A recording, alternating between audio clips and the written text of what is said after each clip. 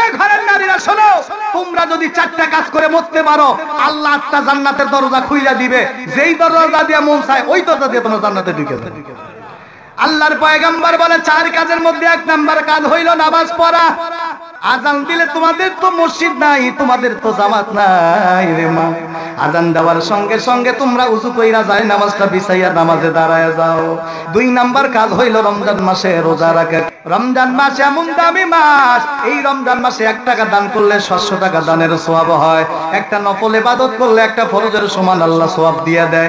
একটা ফরজ ইবাদত করলে আল্লাহ 70টা ফরজের সওয়াব দিয়ে দেয়। রমজান মাসে জাহান্নামের দরওয়াজা বন্ধ থাকে, জান্নাতের দরওয়াজাগুলো আল্লাহ খুইলা দেন। এরপরে রমজান মাসে কেউ যদি মারা যায়, আল্লাহ তার কবরে আযাব বন্ধ রাখে। কন্যা সুবহানাল্লাহ।